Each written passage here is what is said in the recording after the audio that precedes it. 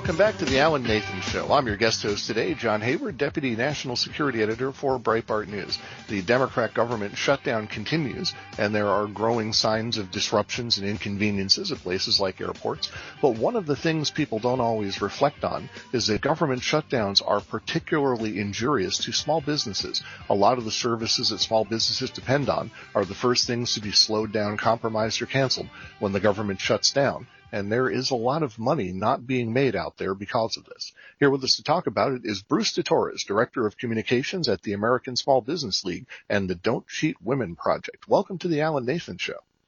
Thank you, John. How are you today? I'm doing well. I'm thinking back to when I used to work for a number of small businesses, and we went through the first of the great government shutdowns, and pretty quickly things started happening that were tough for us to work around, that were costing us money, that were impacting on our productivity. That's happening in a lot of places across the country right now, and that kind of thing starts long before you suddenly hear about an airport having to shut down. Yeah, and that's real life, because you don't hear about it on the news, the impact on small businesses that much, because the mainstream are giant corporations or owned by giant corporations, and they are 0.1% of all businesses in America.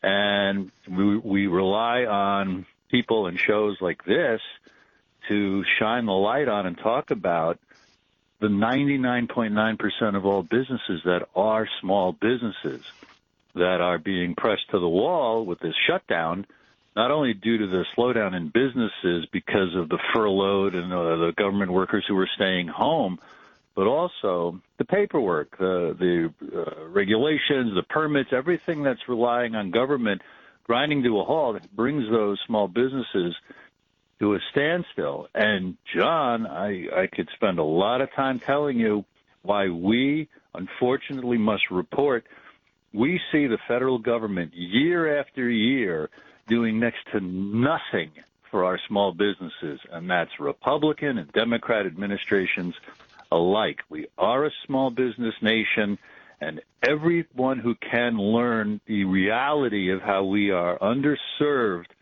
by Washington, captured by the big corporate interests, will thank me for steering you to our website, asbl.com, American Small Business League, asbl.com. And even more in-depth what you can do at our don'tcheatwomen.com and that whole project.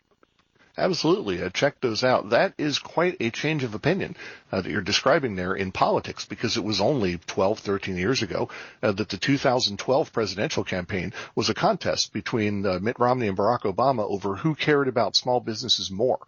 Every single speech was about small businesses. They were praised to the rafters as the engines of productivity and job creation in America. And then I think came the pandemic. Correct me if I'm wrong, but I think that's where this really turned around. And now small businesses are all but forgotten in American politics. Nobody even talks about it anymore. Well, yeah. And, Obama and Romney, in your example, are politicians. And you almost don't have to say corrupt politicians. Because that's almost a redundant phrase in American politics, unfortunately, and that's the lip service to small businesses, because they know that there are about 35 million small businesses in the United States. Half the workforce works for small businesses. The average small business has less than 10 employees. 98% of all businesses have less than 100. And yet the 0.1%, John, that are big businesses, they have all the muscle, all the pull in Washington, D.C. And for all that you ever think about the SBA and the loans, only 1 or 2% of all businesses in America get an SBA-backed loan. So they're doing practically nothing at that level. And 23% of the federal budget is supposed to be spent with small businesses, but through bad policies and fraud and loopholes, the SBA claims every year, oh, we met that goal. No, sorry. We have won over 100 freedom of information legal battles, and Congress has had investigations, John, that show the vast majority of small business contracts go to Fortune 500 companies. And we are reaching out to everybody to look at our site, see the confirmation of all this, call us, 415-404-7733. That's 415-404-7733 to shine a light on something that needs to be exposed.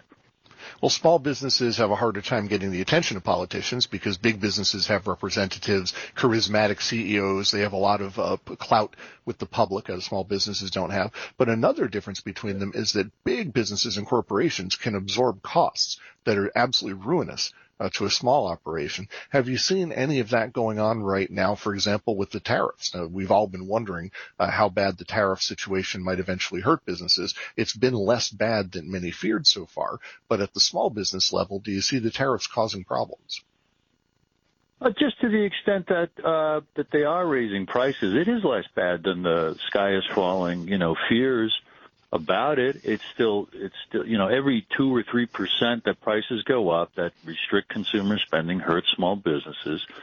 So, long run, there's every opinion under the sun you can find, almost hourly. I try to follow this because of my job, and it's tough to know. It's tough to anticipate with any accuracy the long-term impact of the tariffs. But back to the bigger point of how small businesses are ignored and really, suffering at the neglect by our representatives, to your point, who spend 50% or more of their time in Congress or the Senate soliciting donors from big, powerful companies and interests for their next campaign. So Washington is indeed captured to all intents and purposes by the biggest financial interests in the country. And it's up to us to help ourselves by having these conversations and bombarding our representatives and senators in the White House with the facts and reality of how small businesses are neglected. They need positive support from our representatives and from the president. At don'tcheatwomen.com, there's a page called What You Can Do, what to tell them, how to contact them, and get up to speed about the largest economic stimulus plan is in our hands, and it's ignored. It's the 1953 Small Business Act, John, that says a fair portion of federal contracts must go to small businesses. Now the law says 23%.